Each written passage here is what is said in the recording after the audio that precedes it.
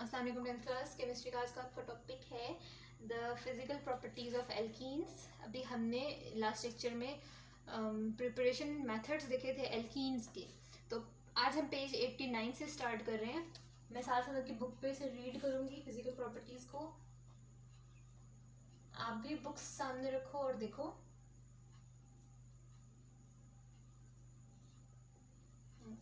First property है the first member of alkene is the ethene. बिल्कुल ये हमें पता है, फर्स्ट मेंबर इज इथीन यानी हैविंग 2 कार्बन एटम्स। ठीक है, इसमें 1 कार्बन एटम पॉसिबल नहीं है। ठीक है, it is a colourless gas. ठीक है,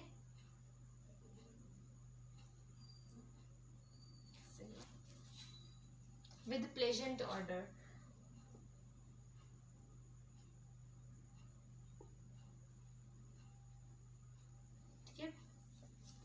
प्लेजेंट ऑर्डर का मतलब है कि अच्छी स्मेल। ठीक है, खुशगवार किस्म की स्मेल। ठीक, सेकेंड प्रॉपर्टी है alkenes. Usually alkenes are non polar. Non polar means इनमें पोलैरिटी नहीं होती, पॉजिटिव नेगेटिव पोल्स नहीं होते, यानी इंटरमोलिकुलर फोर्सेस बहुत कम होती हैं। ठीक है, तो they are non polar, so they dissolve in only non polar solvents. ठीक है, but water is a polar solvent, याद रखना आपने। वाटर में एल्कीन्स एल्काइंस एल्केन्स कुछ भी डिजोल्व नहीं होता। ठीक है, अब कुछ नॉन पोलर सॉल्वेंट्स के भी आपको नेम्स याद होने चाहिए। CCl4 is a non polar solvent, C6H6 is a non polar solvent. ठीक है, सही।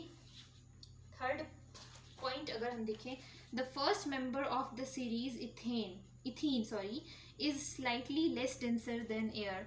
इसकी डेंसिटी बताई है, इथीन की density is slightly less denser then air, यानी इसके बाद आहिस्ता आहिस्ता जैसे जैसे कि कार्बन नंबर इंक्रीज होगा, हायर मेंबर्स, वो एल्केन्स वो एयर से ज़्यादा डेंसर होते जाएंगे। ठीक है,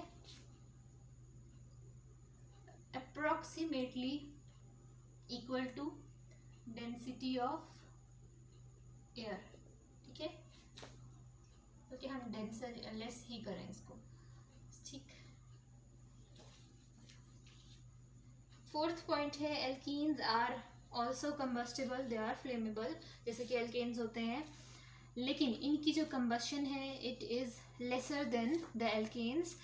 यहाँ पर आपकी बुक में एक लाइन लिखी है कि एल्कीन्स जो है, alkenes give more smokier flame when they are burned. तो स्मोकियर फ्लेम क्यों देते हैं? दे आर फ्लेमेबल बट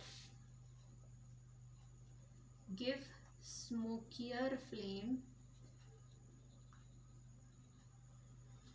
क्या मतलब है इस बात का कि जब हम एक हम एल्केन ले लें और एक हम एल्कीन ले लें, यानी एक हम मीथेन ले लें और यहाँ से इथीन ले लें। ठीक है, इन दोनों को अगर हम बर्न करेंगे तो दोनों ही फ्लेमेबल हैं, दोनों ही बर्न होंगे इन फ्री ऑक्सीजन। ठीक है, लेकिन जो एल्केन का फ्लेम होगा, अगर हम CH4 ले लें तो एल्केन बर्न होगा तो उसका जो फ्लेम होगा इट विल बी लेस स्मोकियर, यानी वो स्मोक प्रोड्यूस नहीं करेगा। ठीक है, लेकिन आप ये चीज़ ऑब्जर्व भी कर सकते हो, वो जो हमारे बर्नर्स में हमारे घरों में गैस आती है, सुई गैस, तो वो विदाउट स्मोक वो स्मोक प्रोड्यूस नहीं करती, विदाउट स्मोक वो बर्न करती है, तो वो इट इज़ 80 to 85% मीथेन। ठीक है, तो मीथेन की वजह से कि वो स्मोक प्रोड्यूस नहीं करती। ठीक है, अनलेस और अनटिल आप उसके अंदर कुछ और बर्न करो। ठीक, कोई पेपर जला दो या इस तरह से। ठीक है, लेकिन अगर हम देखें इथीन को देखें तो इथीन का जो फ्लेम होता है it will produce more smoke. ठीक है, वो वाइट कलर का स्मोक प्रोड्यूस करेगा। तो इसकी क्या वजह है कि वो स्मोक प्रोड्यूस कर रहा है और एल्केन स्मोक प्रोड्यूस नहीं करते? यहाँ पर अगर हम रेशियो देखें तो आप एक चीज़ याद रखो, कहीं पे स्मोक प्रोड्यूस हो रहा है, स्मोक इज द कार्बन। ठीक है, स्मोक कार्बन है, सही। तो किसी चीज़ की बर्निंग से स्मोक प्रोड्यूस हो रहा है तो फौरन से आपके माइंड में क्लिक करना चाहिए कि स्मोक प्रोड्यूस हो रहा है मतलब smoke is carbon, carbon produce हो रहा है, ठीक है। तो यहाँ पर हम अगर दोनों में कार्बन का नंबर सेम लें, यहाँ से भी मैं सेकेंड मेंबर लेती हूँ, C2H6 हो जाएगा यहाँ पे, और C2 यानी 2 ही कार्बन के साथ H4 होगा, ठीक है। तो कार्बन टू हाइड्रोजन रेशियो देखो यहाँ पर, carbon is lesser as compare to hydrogen, यानी इस पूरे मॉलिक्यूल में कार्बन कम है, हाइड्रोजन ज़्यादा है, लेकिन इस मॉलिक्यूल में कार्बन उतने ही है फिक्स, लेकिन हाइड्रोजन कम हो गए, तो इसकी कार्बन हाइड्रोजन रेशियो ज़रा कैसी हो गई है। इसमें इस एक मॉलिक्यूल में कार्बन कितना है, कार्बन इज लेसर, ठीक है। इस एक मॉलिक्यूल में देखें तो कार्बन की अमाउंट ज़्यादा है, ठीक है। क्या आ रहा है यहाँ पे 2:6, यानी इसको हम 1:3 लिख सकते हैं। एक मॉलिक्यूल में, एल्केन में एक मॉलिक्यूल में कार्बन 1 टाइम्स है, हाइड्रोजन 3 टाइम्स है। कार्बन का पार्ट कितना है एक मॉलिक्यूल में, बहुत कम, ठीक है। लेकिन यहाँ पर देखें 2:4 है, तो इसको हम 1:2 भी लिख सकते हैं, ठीक है। तो यहाँ पर कार्बन कितना है 2 टाइम्स, अगर हाइड्रोजन है तो 1 टाइम्स कार्बन भी है, ठीक है। लेकिन यहाँ पे 3 टाइम्स हाइड्रोजन है, 1 टाइम कार्बन है, ठीक। तो यहाँ एक मॉलिक्यूल में कार्बन बहुत, एल्केन में कार्बन कम, हाइड्रोजन ज़्यादा होता है, तो उसका जो फ्लेम है ना, वो फ्लेम हाइड्रोजन की बर्निंग की वजह से है, ठीक है। उसमें लेस कार्बन प्रोड्यूस होगा, लेस स्मोक हमें नजर आएगा, ठीक है। लेकिन यहाँ पे हाइड्रोजन कम है, कार्बन ज़्यादा है, कार्बन कम्प्लीटली बर्न नहीं होगा, तो कार्बन पार्टिकल्स हमें फ्लेम के साथ फ्लाई करते हुए नजर आएंगे, तो वो जो फ्लाई करते हुए कार्बन पार्टिकल्स नजर आएंगे वो होगा स्मोक, ठीक है। तो स्मोक का मतलब है कार्बन पार्टिकल्स, ठीक। Next point number 5, their melting and boiling points gradually increase with the increasing molecular sizes, ठीक है। इसकी भी मैंने रीज़न बताई थी लास्ट टाइम, क्या बताया था कि melting boiling point molecular weight increase होने से इंक्रीज इसलिए होता है because with the increasing number of atoms in a molecule, एक मॉलिक्यूल अगर साइज में बड़ा हो रहा है तो उसके अंदर ज़्यादा चांसेस हैं, ज़्यादा उसके पास चांसेस हैं कि वो इंटरमोलिकुलर फोर्सेस डेवलप कर सके। तो इंटरमोलिकुलर फोर्सेस डायरेक्टली मेल्टिंग और बॉइलिंग पॉइंट्स को हाई कर देते हैं। Increase with increase in molecular mass या मॉलिक्यूलर साइज, ठीक है। तो ये है general physical properties. Physical properties में से भी आपने कुछ भी स्किप नहीं करना, ये भी आपके पेपर में सेपरेट क्वेश्चन आ जाता है, long question, write down some physical properties of alkenes, alkenes, alkynes, तो इसको भी आपने स्किप नहीं करना। अब अगर हम केमिकल प्रॉपर्टीज देखें तो alkenes react due to their double bond, ठीक है।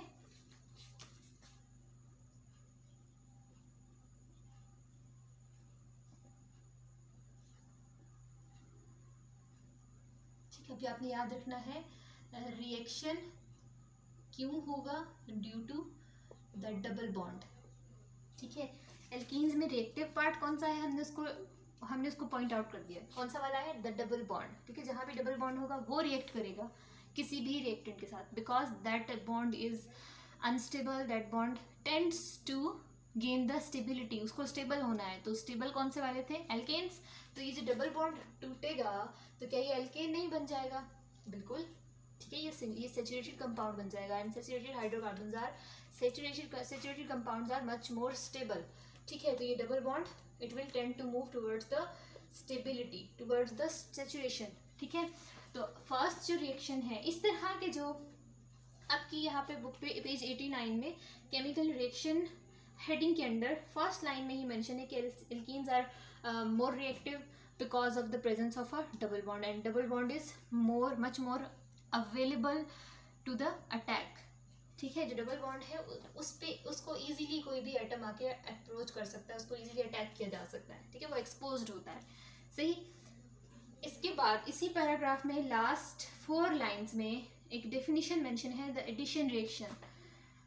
एल्कीन्स और एल्काइंस जितने भी रिएक्शंस देते हैं उन रिएक्शंस को हम एडिशन रिएक्शंस कहते हैं। जैसे एल्केन्स में हमने देखा था सब्स्टिट्यूशन रिएक्शन, ठीक है, कुछ रिमूव करना और उसकी जगह कुछ लाके ऐड करना, ठीक है। लेकिन यहाँ पर गुंजाइश है कि बगैर कोई एक एटम रिमूव किए हम डबल बॉन्ड तो ब्रेक करके इसमें कुछ ऐड कर दें, ठीक है। तो एडिशन की यहाँ पे कैपेसिटी है, ठीक है।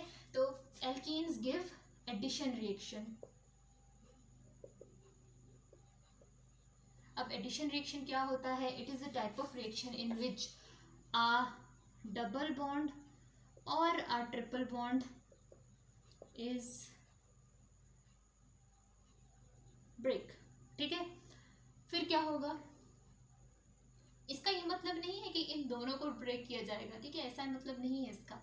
इसका मतलब है कि जहाँ पे कहीं डबल ट्रिपल बॉन्ड बना हुआ है ना, उनमें से कोई एक बॉन्ड तोड़ देना, एक वही रहे, बस एक तोड़ना है, ठीक है, सही। और एज अ रिजल्ट क्या होगा? A molecule is added in that molecule, ठीक है, in place of, in replacement of that double bond, ठीक है। अ होल मॉलिक्यूल, मैं मॉलिक्यूल की बात कर रही हूँ, एटम नहीं। मॉलिक्यूल क्या होता है? डायटोमिक मॉलिक्यूल, जैसे H2 है, जैसे कि O2 है, जैसे कि X2 है, ठीक है।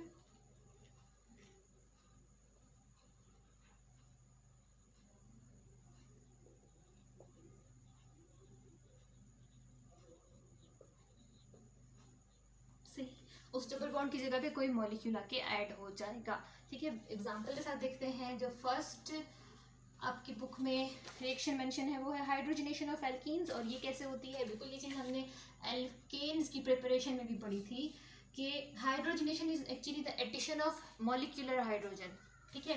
तो मैं यहाँ पे लिखती हूँ हाइड्रोजनेशन क्या होगा? एक एल्कीन हम लेंगे, सही। अब यहाँ पर क्या है?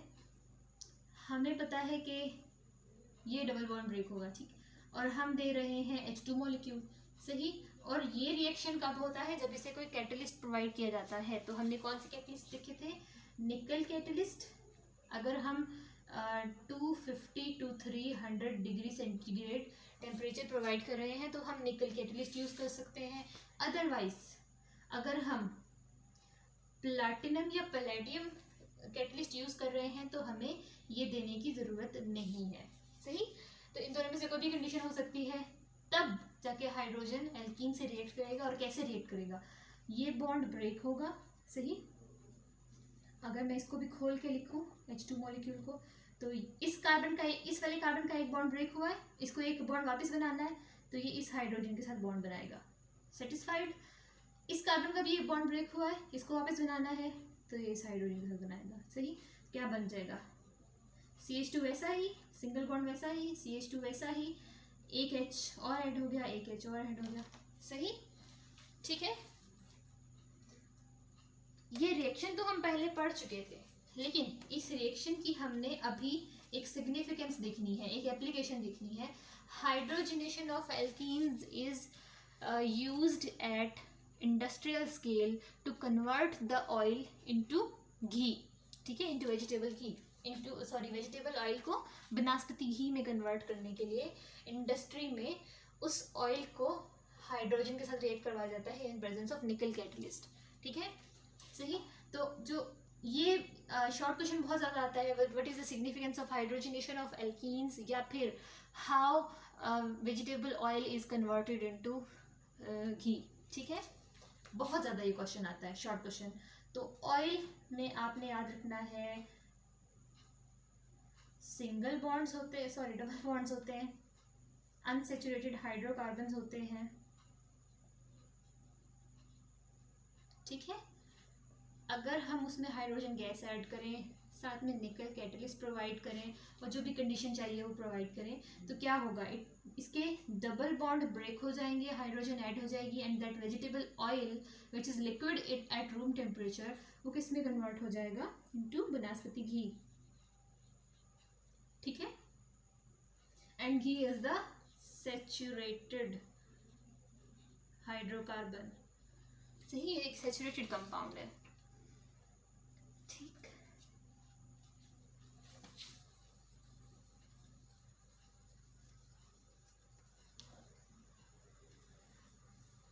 आज हम इतना ही पढ़ते हैं।